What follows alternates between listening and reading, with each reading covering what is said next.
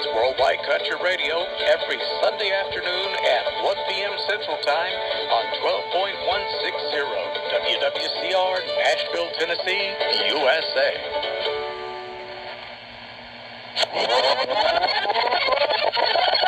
WWCR, Nashville, Tennessee, USA.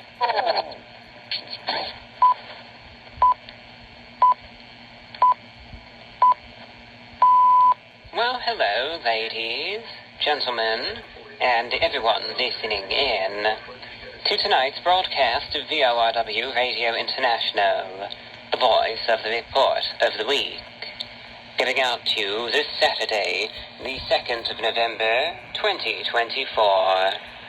This broadcast is transmitted to you on the international shortwave frequency of 4840 kHz, WWCR.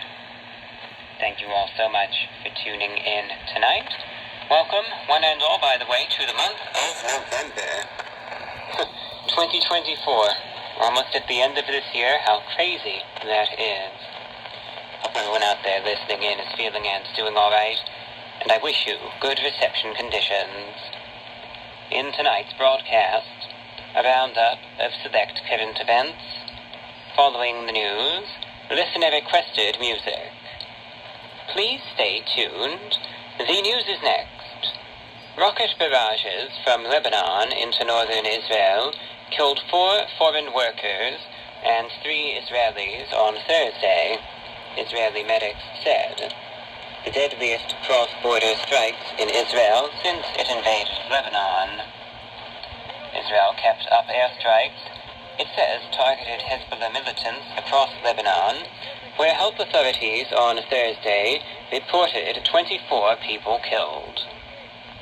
U.S. diplomats were in the region pushing for ceasefires in both Lebanon and Gaza, hoping to wind down the wars in the Middle East as the Biden administration enters its final months. Pressure has been building ahead of the U.S. election next week. In northern Gaza, Israeli forces struck one of the last functioning hospitals. The strikes set off a fire that affected the dialysis unit, destroyed water tanks, damaged the surgery building, and injured 4 medics trying to extinguish the blaze, said the hospital's director, Dr. Hussam Abu Safia. The Israeli military did not respond to a request for comment about the strike, although last week it claimed that the hospital was harboring Hamas militants. Back to northern Israel, projectiles from Lebanon had crashed into an agricultural area in Metula, Israel's northernmost town, killing 4 Thai workers and an Israeli farmer, officials said. Hours later, the Israeli military reported another volley of some 25 rockets from Lebanon, striking an olive grove in a suburb of the northern Israeli port city of Haifa. That strike killed a 30-year-old man and a 60-year-old woman, wounding 2 others. Both Hezbollah and Hamas are backed by Iran, Israel's regional adversary. Hezbollah did not immediately claim responsibility for Thursday's rocket fire. Israel's military said 90 projectiles were fired from Lebanon on Thursday. Hezbollah has been firing thousands of rockets, drones, and missiles into Israel and drawing fierce Israeli retaliatory strikes since Hamas's October 7th attack out of the Gaza Strip, which triggered Israel's devastating war in the Palestinian enclave. Meanwhile, in Lebanon, Israeli strikes killed 24 people in Lebanon on Thursday, among them 13 in the country's eastern Bekaa Valley. This is according to Lebanon's state-run national news agency, a day after the Israeli military warned residents there to evacuate. The warning sent thousands of people fleeing and spread panic across the city, known for its colossal Roman ruins. The Lebanese Health Ministry reported that over the last 24 hours, Israeli bombardments killed 45 people and wounded 110 in various parts of the country. Jean Fakhri, a local official in the Deir al-Amar region in the Bekaa Valley, said Israeli airstrikes pummeling the area turned the main highway a parking lot of fleeing cars stuck in traffic. Despite the panic, around 12,000 displaced people are still staying in the area, with most taking refuge in private homes. Meanwhile, U.S. officials are in the region seeking a ceasefire. Senior White House aides Brett McGurk and Amos Hochstein were in Israel for talks with Prime Minister Benjamin Netanyahu and senior officials about the conflicts with Hamas and Hezbollah. The meetings focused on efforts to secure a ceasefire deal in Lebanon and to assess new proposals floated by mediators to free Israeli hostages being held in Gaza. According to a U.S. official familiar with planning for the talks, the meetings were attended by Netanyahu as well as Yoav Gallant, the Israeli defense minister, David Barnea, the director of Mossad, Israel's foreign intelligence agency, and other officials. But, with the U.S. election on Tuesday, hopes for immediate progress appeared remote, particularly in Gaza, where Israel has come under criticism for not letting more humanitarian aid into the besieged north. The death toll from more than a year of war in Gaza passed 43,000 earlier this week, Palestinian health officials reported. Despite the recent surge in efforts to obtain even a temporary ceasefire, senior Hamas official Tahir al-Nuru reiterated that the group rejected a short-term pause. Hamas supports a permanent end to the war, not a temporary one, the senior official said. So, I've been starting out these broadcasts with updates on the situation in the Middle East, which, as we know, has grown quite complex with each passing week and month, because there are so many different elements at play, so much going on. Lately, the majority of the conflict is in the Gaza Strip as well as southern Lebanon, so those are the two areas that I'm really focusing on. Essentially, unfortunate that it is, this week is merely an extension of the status quo. The fighting continues unabated everywhere. No progress made as far as any sort of ceasefire. I hope this guy takes over the show. Or any of that are he's really smart, continues. this guy. The death and destruction continues.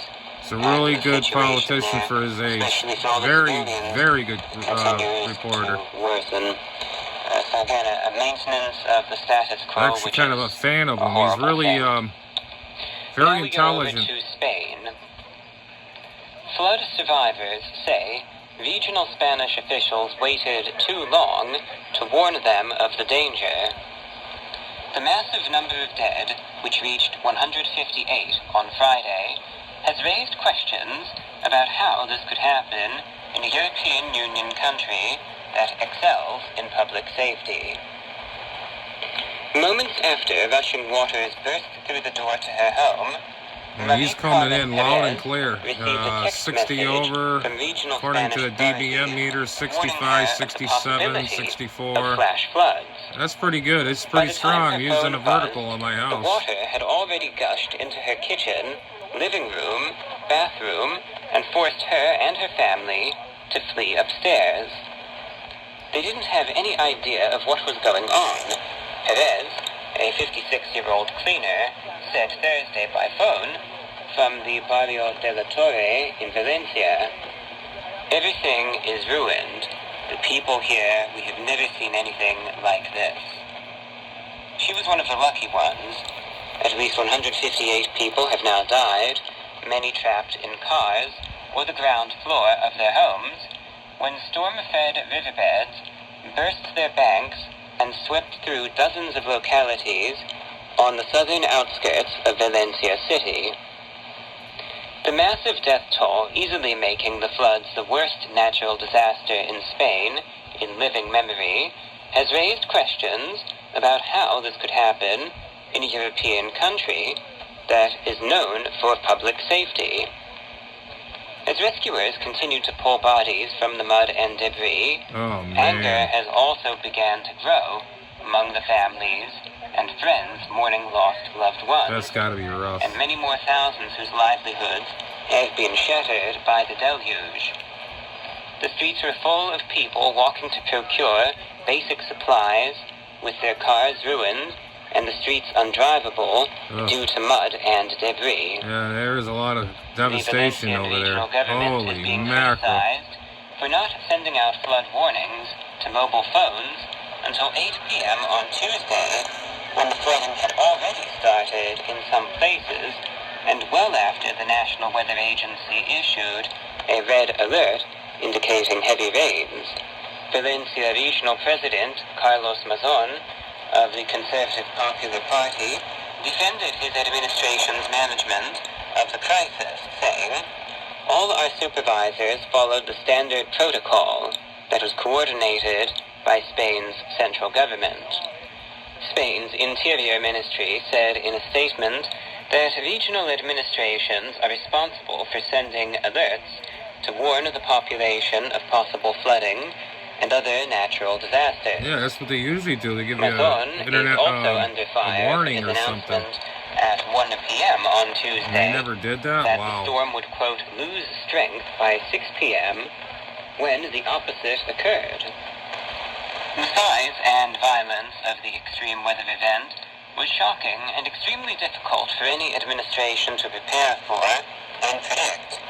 But Valencia, on Spain's Mediterranean coast, has a history of autumn storms that produce floods, albeit to a smaller magnitude than this monster I think we of a had a storm. lot of rain this year. Even down here in Florida, we got so much rain. It rained this morning even. I was supposed to do yard and the work. public, It rained. via its website and social It's been media raining on all the time Sunday, here in Florida. 2 days before the tragedy struck, that there was a 70% chance of torrential rain ahead.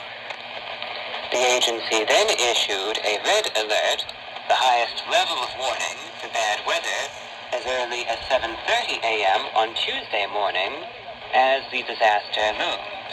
Andrew Salom, mayor of the Valencian village of La Lucida, told national broadcaster RTVE that his town had lost 2 residents at least, a daughter and her elderly mother who lived together, and that police were still searching for a missing truck driver. He complained that he and his townsfolk had no warning of the disaster that struck when the Magro River overflowed. Wow. I myself was on the way to check the river level because I had no information, he said. I went with the local police, but we had to turn back because a tsunami of water, mud, reeds, and dirt was already entering the town.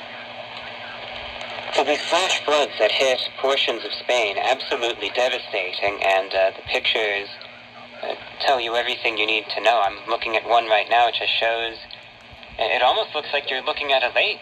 You can barely even tell that there's any solid ground to be seen. Just these little, Wow. they almost look like little islands. And you realize these are the roofs of some buildings, but you would think that these structures are in the middle of a lake or a river, when really this was supposed to be dry land. That's crazy. And that just goes to show the severity of the Nature's floods. taking over the And there are coming also back to pictures where it showing was all formed. the debris, the extensive damage from these flash floods. It's nuts. And that's the Crazy. thing. I mean, the way I see it, and I don't have all the information here, so these are just my opinions coming through now.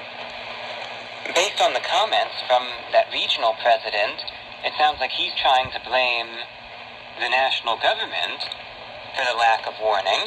And maybe Yeah, they share some of the blame. Who's to say? I But would it does say seem so that too. He also has several shortcomings here that he's simply refusing to address. Wow. Essentially blaming the government, saying, well, you should have done a better job warning people, when really, it seems to me like the national government was doing a pretty good job sending their warnings out. They already Really? had And the those poor highest people alerts have out perished in by that that flooding. morning. And then you Wow. have this guy that comes and tells everyone that the storm was going to weaken, which probably led to probably a false sense of complacency amongst many, that, oh, the situation's getting better, the worst has passed, when really, it actually worsened. So by the time those flash floods occurred, it was too late for a lot of people. That sort of dialogue, to me anyway, seems very irresponsible. He might not have said those things from any sort of place of malice. He might have been trying to say that to maybe try to make people feel a little better and say that in a calming sense. You know, oh, the storm's getting better, we're almost through the worst of it, something like that. But if you are going to say those sorts of things, especially as a leader, especially as someone who people will look up to through information, direction, and guidance, if you say those sorts of things, you better be right. Yeah.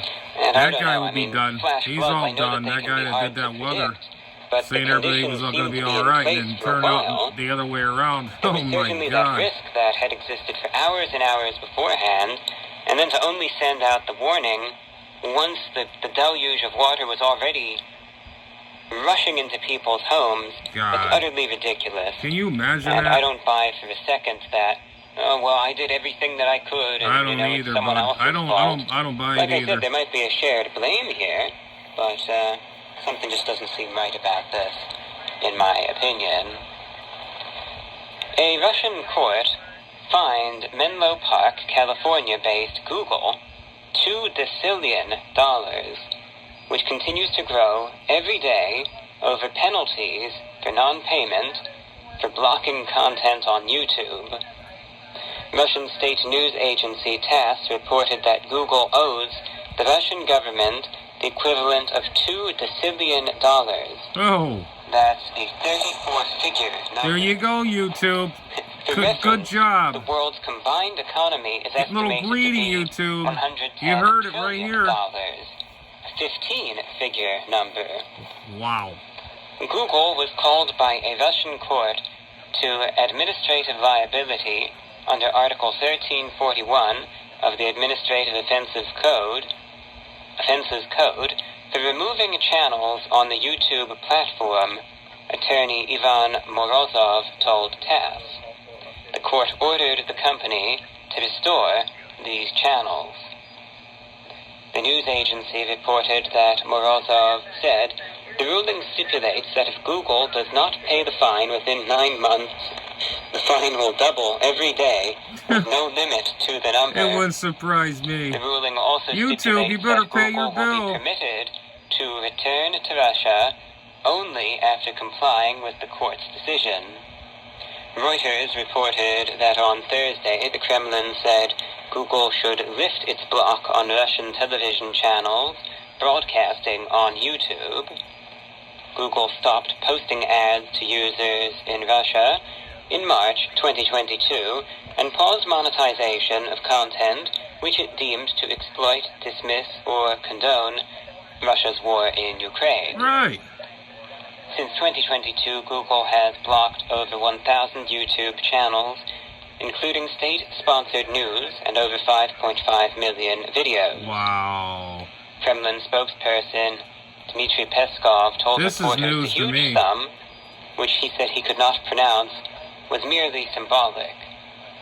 These demands, they simply demonstrate the essence of our channel's claims against Google, Peskov said. Google should not restrict the activities of our broadcasters, but that's what they're doing. Probably this.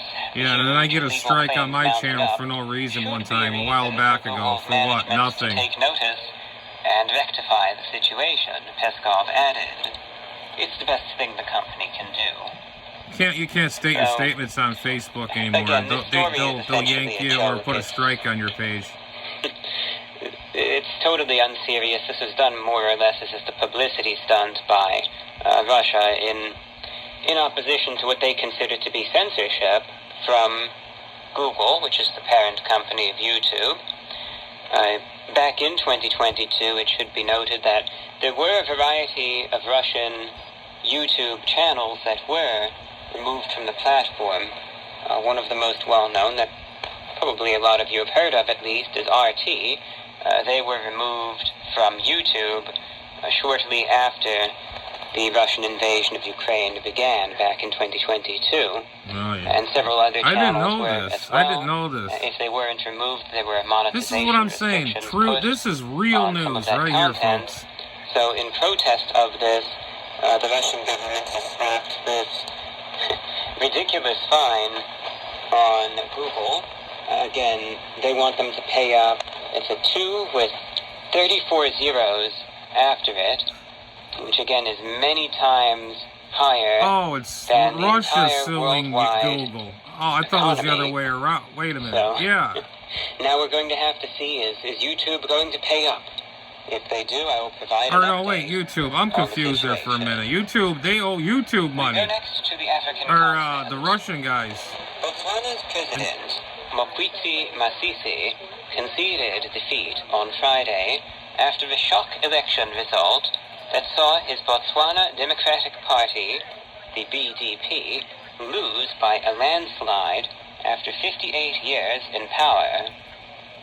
The president-elect is 54-year-old lawyer Duma Boko, leader of the Umbrella for Democratic Change, UDC. Pay up, coalition, YouTube. which You better passed pay the guys. 31 Pay seat up. threshold needed to secure a majority in Parliament. Just like you took some of my according to results subscribers off released the line on state a couple of television. years ago.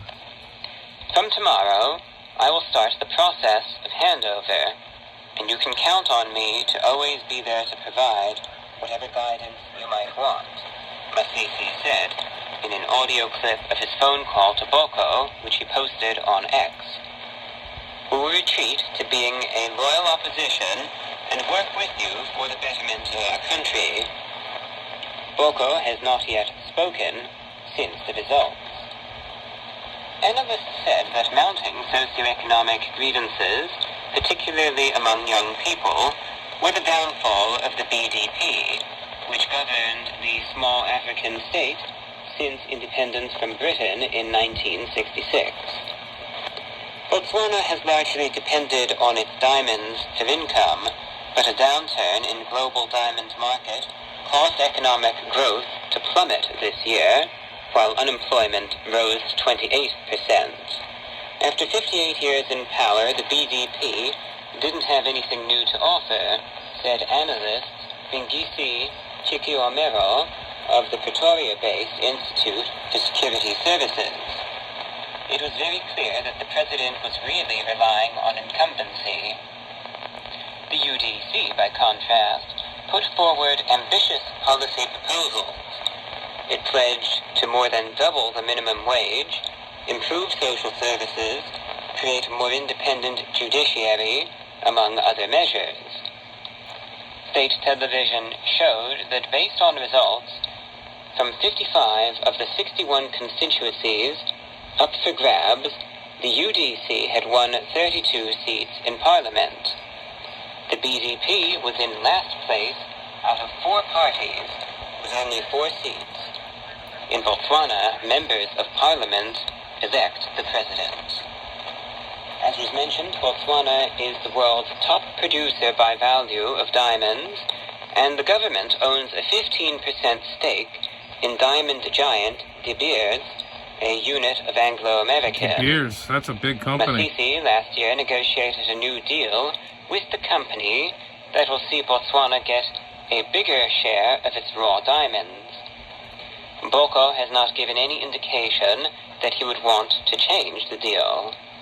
The capital of Botswana, Gaborone, was calm on Friday morning, with small groups of opposition. So sick of hearing about money, you know. I may be poor, but you know what? I'm rich in my own way.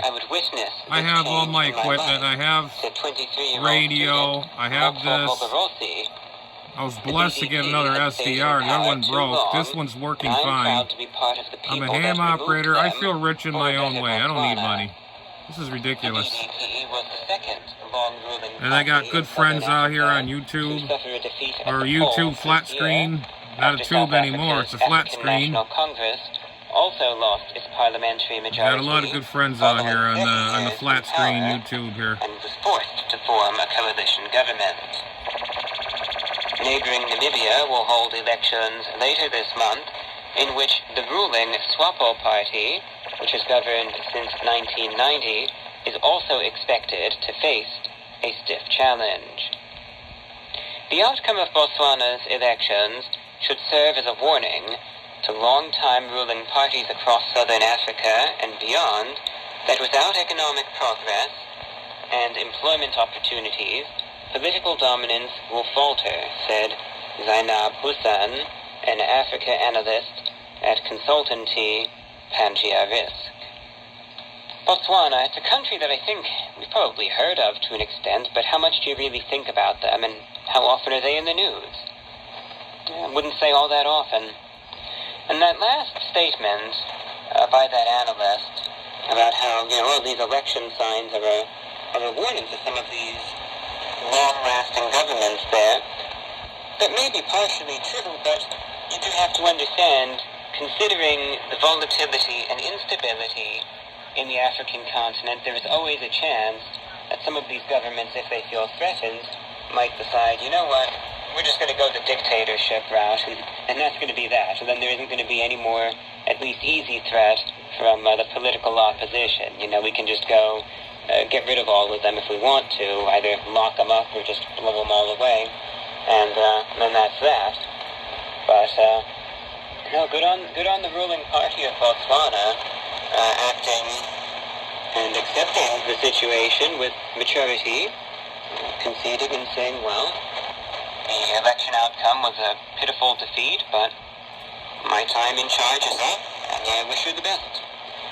It certainly doesn't surprise me based on what I know, the fact that the opposition is able to win so easily, when the ruling coalition, all they have going for them is essentially, well, we've been in power for almost 60 years, and that's all that they have, whereas the newcomers, they're proposing all of these various solutions to the problems in Botswana. They're saying, well, there's those financial issues, so we're going to try to get your wages higher, we're going to try to get some more social services, and so on and so forth. So obviously, one is it's campaigning on the fact that, we've been in charge for decades, and the other is offering solutions that resonate with the electorate. Then the outcome of that election is almost predetermined, because people, at least if they have a brain, are probably going to at least check out the folks that are offering solutions.